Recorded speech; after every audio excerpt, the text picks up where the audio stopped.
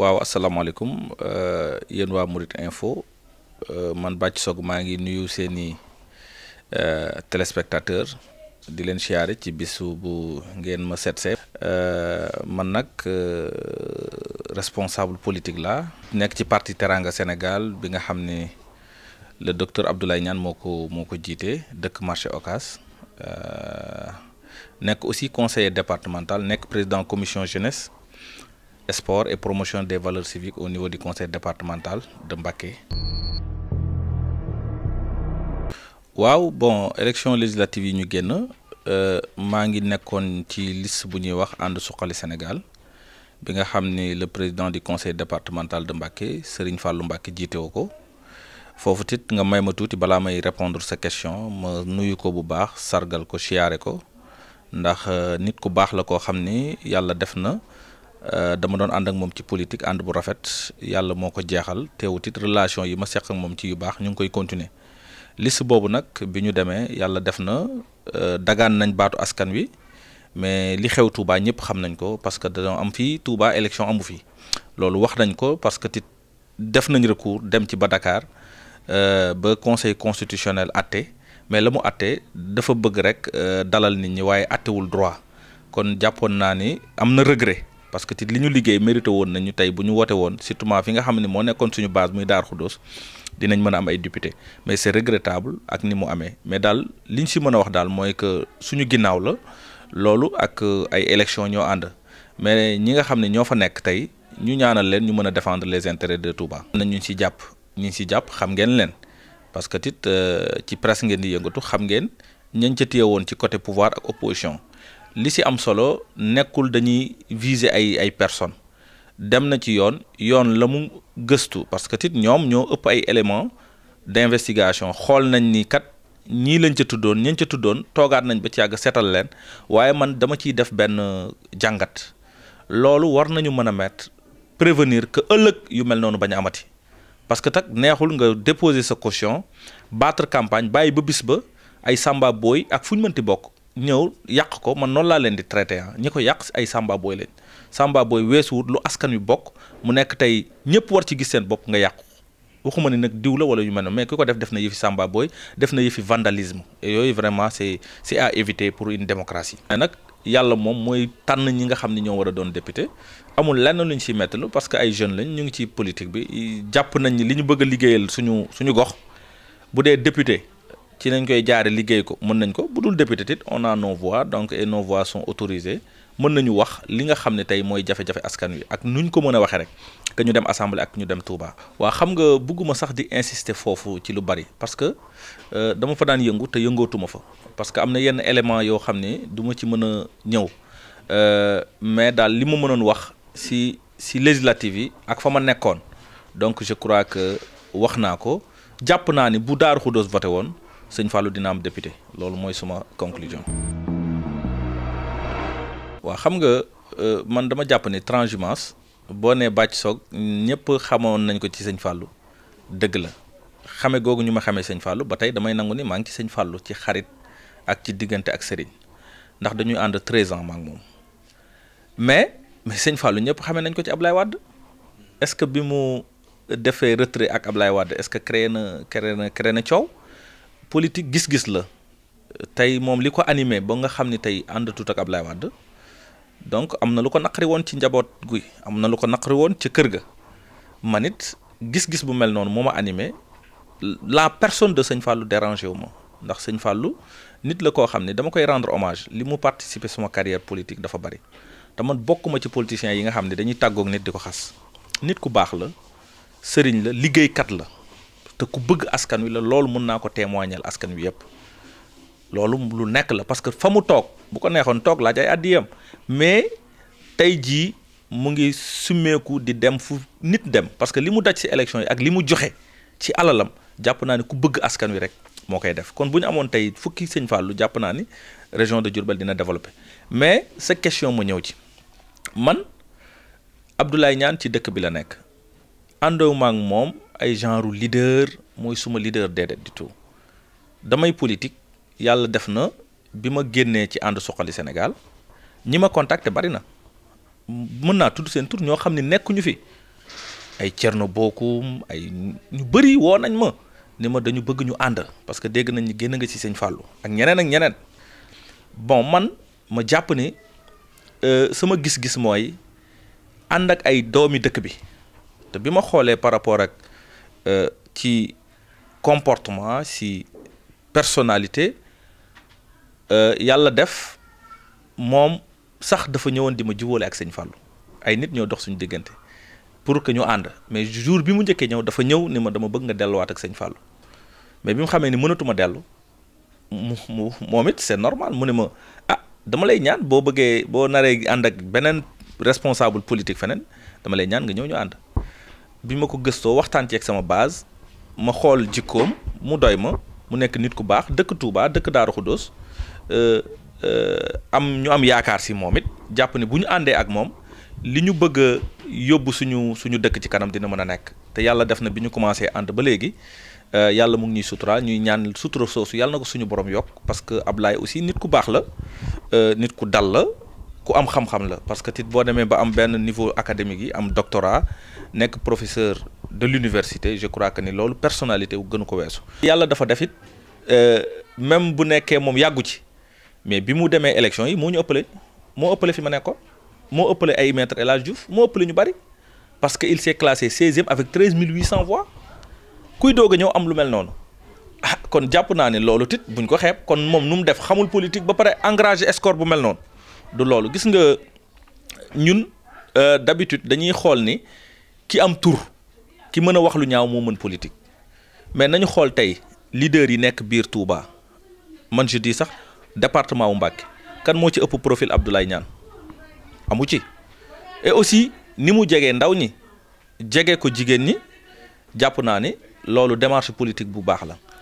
am na lu mu xam am na lu ñu xam li mu xam ak li ñu xam bu ñu ko boolee jàpp naa ni mën nañu am loo xam ne tey njëriñu askan wi rek lay doon loolu daal jàpp naa ni moo war a mën a nekk te loolay nekk incha allah. tey waxuma ni ñi fi nekkoon defuñu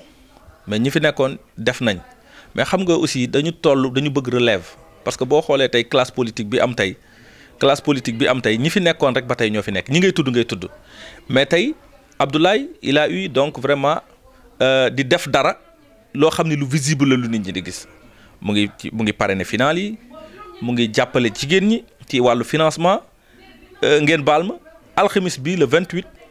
dana joxe 1 million boo xam ne daf koy jàppale FC Bawol te pourtant Ablaye du député du ministre nekkul ci nguur gi et pourtant ñaata doomi dëkk bi ñoo fi nekk am ay privilèges nekk ci état war a jàppale FC Bawol mu nekk équipe boo xam ne équipe bu département bi la mais ba mu taxawee keroog Verdi dafa ni leen na fukk yu mel ni man joxe 1 million muy 10 millions ñu jox ko équipe bi mën a fonctionner wu def ay résultats kon gis-gis boobu ak alal ni mu neexee nga koy jël di ko jàppale ay gone parce que Touba ndaw ñi dañu bëgg sport certes tere nañ fi sport mais dañu bëgg sport parce que ñu ngi si nawetaan yeeg yëpp te seen final bi moo ko parrainé def ci valeur de 2 millions kon mu ngi jéem mu ngi def kon ku mel noonu mérité na ñu jàppale ko ndax bu ñu ko jàppalee li muy amaat da koy delloowaat si askan wi kon jàpp nañ ni daal c'est un nouveau leadership boo xam ni kii ne boo xam ni dafa ñëw rek pour jàppale dëkkam parce que fi la juddoo màgge fi jànge fi donc dem jàngi ji Dakar ba yàlla def mu am teraanga bu ko neexoon toog ni kat teraanga ji ma lekk ko maag samay njaboot mais dafa nit lii nga xam ne waa suufu Touba ñoo ma ko may suufu département Mbacké ñoo ma ko may damay delloowaat leen ko njukkal donc bi mu ñëwee nag ibbi na loxo yëpp képp koo xam ne am nga yéene am nga pas-pas ñëw ànd ak docteur Abdoulaye Niane donc ñu ngi lay wax bismillahi rahmaani rahim nga ñëw ñu ànd.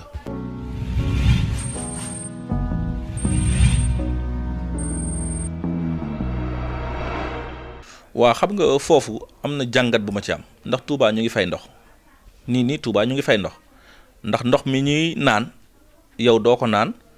man du ma naan ndoxu robinet doo naan ndoxu robinet keneen du naan ndoxu robinet parce que li ëpp solo mooy bis bu ne nit ñi dinañ jënd 100 francs ndox xam nga man ànduma ak Macky Sall opposition laa nekk mais gis nga aussi parfois bu pouvoir waxee lu am solo il faut que nag bu nekkee da nga nekk un homme politique boo xam ne yow animé de bonne volonté da nga war a def sa analyse bu objective. ministre bi déglu naa ko wax na ni Touba de bu doon fay ndox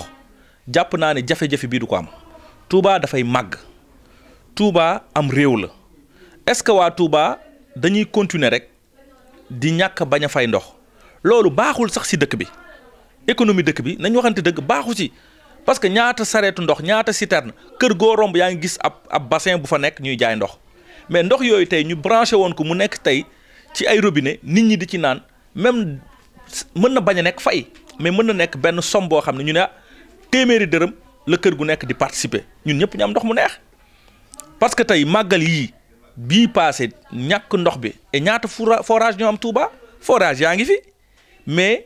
maanaam la demande de l'eau n'est plus suffisante pour que mu jariñ askan wi dëkk nag buy dox da ngay ànd ak moom di dox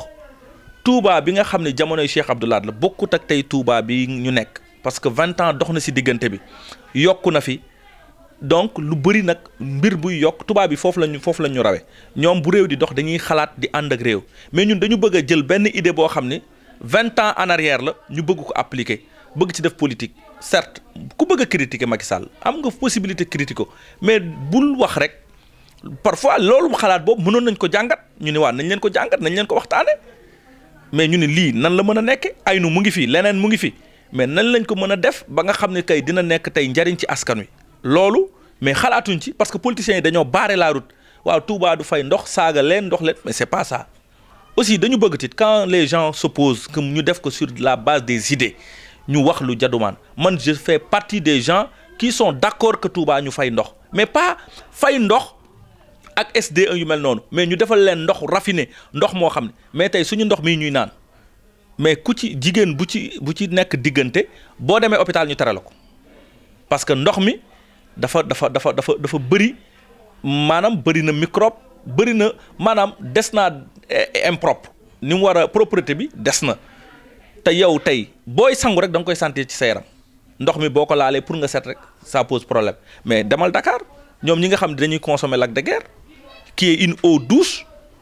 mais bokkul ndox moomu la muy def ci seen yaram ak la muy def ci seen santé du bokk ak ñun kon nag je crois que il faut que parfois réflexion yi ak analyse yi ñun politique foofu ñun politique yi la parce que askan wi ñun ñoo leen war a leeral ni leen lii kat ministre hydraulique wax jàpp naa ni buñ ko toppee ba ci biir defe ko nii mais au lieu que nga joxe sa xalaat mais da nga naan baaxul mais boo nee baaxul teg fa dara mais duñ fa teg dara baaxul dañoo bañ Touba mais ndox mu neex nga def ko Touba loolu bañoo Touba sargal Touba le point boobu moom vraiment je suis en phase avec le ministre de l'hydraulique.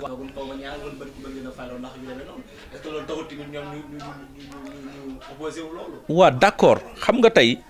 mën nañu wax ni yéen kat mais le débat est ouvert wax nañ ni dañ ñu bëgg a defal ndox mu neex ngeen ne leen mais yéen balaa ngeen ñuy defal ndox mu neex mais ñun dañoo manqué ndox mu naqari ma fa nekk si néew fexe leen ba ndox mi di couler en abondance ndox mi bari ñu xam ne ndox mi kat léegi bari na ball na ndax ñun yéen ñu bëgg a wax ndox mu neex te ñun dañuy manqué ndox ay màggal ak leneen mais loolu débat la bu ñu waroon poser mais le débat permettre ñu ko mu avoir lieu parce que dañ ko teel a arrêté ko ñiy saaga ñiy xas-xas donc et loolu vraiment dama ciy lancer aussi opposants yi fi ñu toll dañu war a def des contributions participatives yoo xam ne dina permettre ku ko dégg naw ñu surtout maa nga dégg Touba mais maa ngi koy déplorer mënoon na nekk un débat d'intellectuel un débat de réflexion un débat technique ñoom étant tey exemple que les députés yi nga xam ne nekk nañ tey dans le département joxe ci seen kàddu parce que am na du ñëpp am na députés yu ci wax bu ma doon ñoom mais damay ñëw au niveau de la base dem hydraulique waxtaan ak ñoom ni waa mais ce que le ministre nous a proposé est-ce que c'est une possibilité xool tous les éléments techniques est-ce qu'il y a une faisabilité de le faire mais loolu bu amee nag ma doog a ñëw nag doog a intervenir mais tey de manière spontanée ñu wax nga tontu xaste donc vraiment jëmalul dëkk bi kanam jëmalul askan kanam ndox mu neex bu leen wóoree ni état du Sénégal bu ko defalee waa Touba moo gën ci ñoom moi je suis d'avis.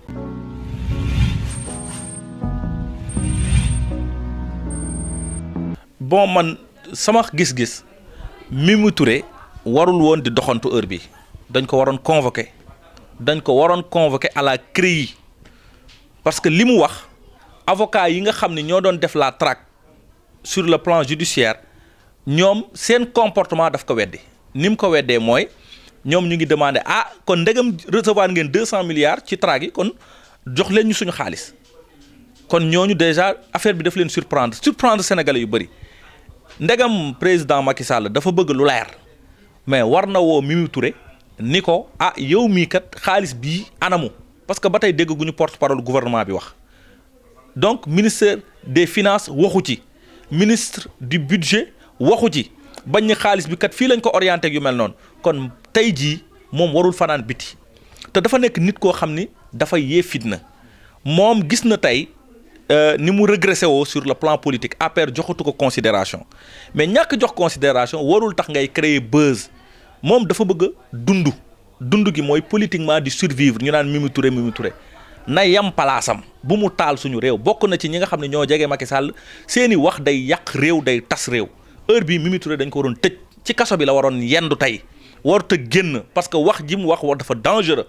wax ni 200 milliards fu ñu ko traqué du dëgg waxul dëgg amul dañu wax nii rek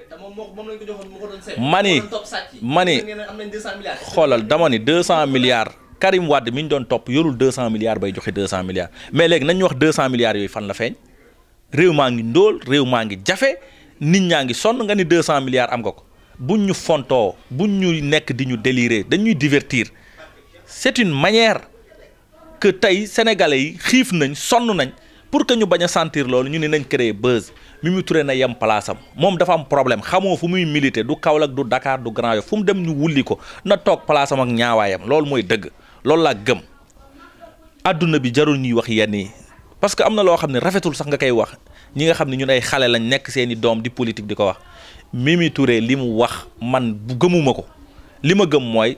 c'est une parole politicienne dafa wax rek pour bëgg a nekkaat ñu ne ah Mimi kat jàmbaar laa yu mel noonu. seen ñàkk génn mooy wane ni ñoom du dëgg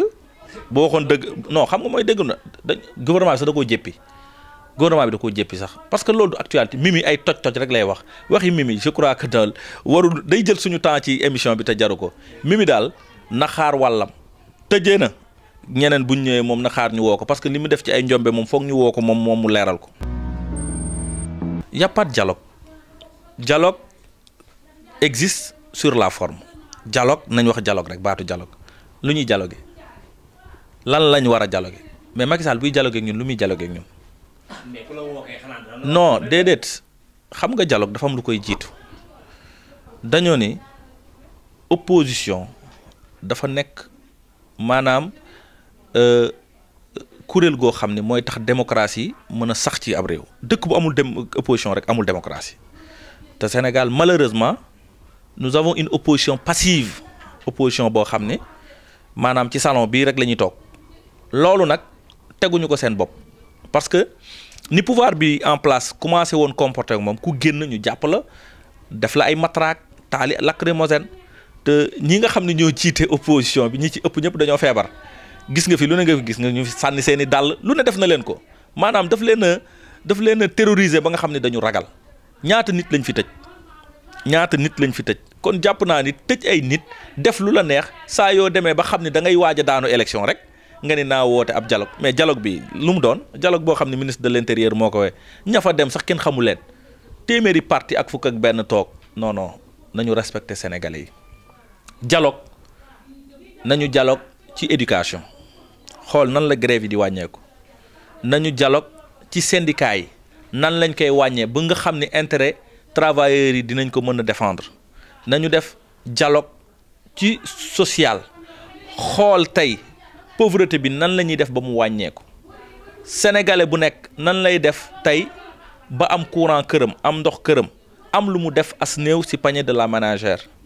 nan la ñuy def ba ndaw ñi am xëy loolu dialogue la mais dialogue bi gënoon rëy mais waroon na ko mën a woote bi xale yi di dee li bi waroon na mën a woote ni leen attention dañu war a dialoguer pour freiner ce fléau bi nga xam ni il est en train de tuer nos enfants parce que beaucoup d'enfants ñu ngi dem donc dans la mer Méditerranée di dem Libye ñu leen di def ay esclaves mais nañ leen def dialogue sensibiliser les jeunes mais bu ñu leen sensibiliser il faut les offrir des opportunités de travail pour que ñu toog à la base mais malheureusement nit ki boo ko bëggee téye fii te amoo loo ko jox ab xaj sax boo ko amoon fii tey ci sa kër bàyyi ko mu xiif bu yàggee day daw dem yoonam. ci dialogue bi man gisuñu ci suñu bopp moo tax demuñu ci sax parce que tit du dialogue man li ma gëm mooy ku yorati parti te mënoo dem élection dañoo war a nangu sa récépissé mais il y a des partis yoo xam ni dañuy dund rek parce que woo nañ ma ci dialogue bi wala nga mën a jël sa parti di ko chantager Macky Sall loolu du parti parti da nga war a dem élection exposer sa programme sénégalais yi ñu xam ne ah Serigne mi il a un parti c'est ça son programme loolu dinañu permettre que tey ñu def le parcours de tous les programmes des partis xool bi si gën ñu ni ah bii kan moo gën si réew mi mais parti boo xam ne dañ naan piip yaa ngi dégg yow nooy bokk ci course ñu ni piip nga ne bàyyi naa waaw wala nga ni piip bàyyi naa ba doo bàyyi de da nga naan bàyyi naa pare waaye maa ngi supporté diw loolu dañ ko war a bépp parti bu ni dematoo élection man je suis d'accord pour que sax nga bañ a coaliser kenn tu dois être neutre waaw nekk comme ci digg bi mais ñun suñu parti yii du ay parti dara ñaata parti ñoo dem élection am na ñoo xam ne mënuñu am sax 100 voix wala léegi ñu ni tey ñu ni la barre léegi bu ñu amatee élection ku mënut a am 5000 voix juróomi junni nit yu la wooteel sëñ bi vraiment ñu nangu sa récépissé wala dootoo bokk élection loolu dafa war a nekk mais dialogue daal sérieusement amul ci réew mi te réew mi nag soxla na dialogue. ñaawlu ko bind naa ci ñaawlu ko kon tey boo leen ma mayee opportunité ma jàkkaarloog askan wi dama koy ñaawlu ndax région de Diourbel ñi fi nekk ay gor lañ te corruption ger mooy nit ki defal la dara mais li tax mu la koy defal dafa am loo xam ni dafa jiitu maanaam loo ko jox c'est-à-dire un cadeau qui précède le service c'est ça qu'on appelle la corruption donc ñun te allusion bi ñu def buñ nee région de Diourbel l'activité économique bi nga xam ni mais fii la gën a doxee Touba gii la gën a doxee kon ba tey cible la ci ñun kon dañu bëgg a wax la communauté ñun suñu biir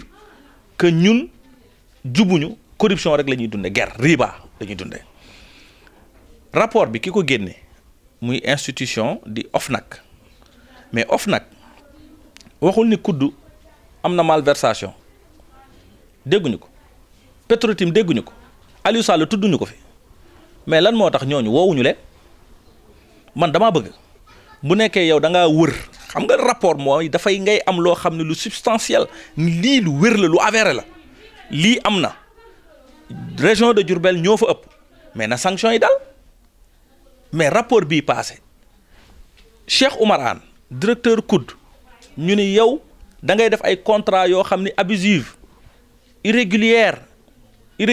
yoo xam ni jaarul yoon alalu COUD bi ni nga koy utiliser jaarul yoon nga war koo jàpp tëj ko ci kaso bi yóbbu ko def ko député nga xam ni sax yow da nga koo làq may ko immunité mais ngeen ni ñuy sonal dañu fant naan ñu région de Diourbel xam nga OFNAC du dem ndax ka fa ne pour mu génne rapport am il faut que mu wan ko Macky Sall ni ko defal lii defal laa Diourbel moom wulli nañ ko non waaye lépp moo ci neex xam nga problème bi mooy lan Diourbel la ko neexut ndax du fi am ndam waaw niñ koy dóor Touba ak Mbacké ak Diourbel looloo ko metti man noonu gis-gis boobu laa ci am mais nag ñun dama koy profité di ci wax na dem xooli Guédiawaye ba Aliou Sall dëkk wala mu dem Fatick ger gi foofu la ëpp les intellectuels de la région de Diourbel war nañu wax ci problème mu rapport bi yaa ngi dégg képp koo xam ne da nga am baat rek ci région bi rek war nga mën a wax pour que ñaawlu li nga xam ne tey def nañ ko région de Diourbel rapport boo xam ne xamuñu fu ñu sukkandiku ci lan lañ sukkandiku ñun ban guerre la ñu ne ñun de commerce la ñu am te commerce bi suñu biir xanaa ñun ñooy gerante suñu biir loolu daal vraiment ànduma ci rapport boobu je crois que c'est un rapport nul et non avenu. jaay doole une détention arbitraire xam ni Khalifa Sall peut être parmi les gens yi nga xam ne mën nañu sonal Macky Sall jël na Karim Wade sànni ko tey suba bu ma amoon ay ambition présidentielle askan wi commencé ma taw Macky Sall woo ma jàpp ma tëj ma ci kaso bi Khalifa Sall deful leen dara ndax ñi ko jiitu foofu noonu tey ca maireem def nañ ay aveu Mamadou Diop nee na man noonu laa daan jëfandikoo Pape Diop nee na moom la daan jëfandikoo et loolu li si gën a ñaaw mooy waa parti socialiste je nomme Moustapha Niass na xoolaat boppam ak excuse-moi Ousmane Tanor Dieng na xoolaat boppam àdduna jarul yenn yi parce que Khalifa servir na ko lépp lu mënoon nguur gi nga xam ni moom la ko Macky Sall di jox warul mën a tax muy sacrifier ay doomam ñoo ñëpp mën na leen a jur. tey man étant un jeune politique dama ragal fi mu ne compagnonnage est-ce que doo ragal ba ci biir ni man de ëllëg nii ñu def Khalifa est-ce que mënum ko def nit ñi defee politique nañ ciy boole ngor ak diine di ci xaar suñu borom parce que tit Khalifa am na njaboot am nay doom am na jabar mais Khalifa lan la def exactement lan la def et aussi lu ñaaw suñu 13e législature bi niñ ko dindee malaanu kiirlaayam ni mu ñaawee est-ce que loolu dal leen te parmi eux il y a des maires loolu dal leen mën naa dal ku nekk comme ni nga ma ko laajee nañu seetaat suñu xol parce que yàlla keroog war nañu benn message bu fort mais décorté ko ñu ko bis bi nga xamee ni ci la ñuy sanc assemblée nationale personnalité politique muy Djibo Ka yàlla na ko yàlla yërëm bàyyee ko fi yàlla am na lu mu ñu wan foofu li tax ñu naan politiciens yi dañu ñàkk ngor suñuy doxin la nañ ko sellal nañ ko rafetal Khalifa Sall defu leen dara mais da ngay gis ñoo xam ne dañuy wax tey dañuy nekk ci plateau di xas Khalifa mel ni dañoo tiim dossier bi dossier la nag bu nekk ci table procureur mais n'empêche les sénégalais ba tey li nga xam ne moom la ñuy génn ci presse bi di leen ko wax naan Khalifa moom la def ay dafa jënd lii dafa def naa mais loolu am na ñu ko gën a def lu ko gën a garaaw. parce que dafa am benn boroom xam-xam bu ne njiit bu yor réew mu ngi mel ni ku yéeg ci kaw terrasse ak échelle gone gu ndaw sax bu rombee ci échelle bi day jàpp ni même bu ko mënta daaneel sax day jàpp ni da koy daaneel fekk xale bi jógewut ci wetam rek du am jàmm.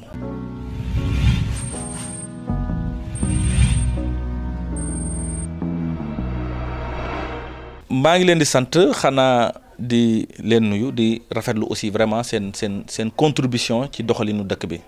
parce que de passage ma ciy nuyu ki nga xam ne mooy sëñ Mbacké li ma booleeg moom dafa yàgg avant politique la mu nekk nit koo xam ne tit vraiment dégg na lu ne gis na lu ne parce que métier la moo xam ni lu metti la te lépp fi la ñu fekk donc di ko wax courage bi mu am mu continuer ko parce que dëkk bee tax muy def askan wi tax moo def parce que dañoo ni chaque jeune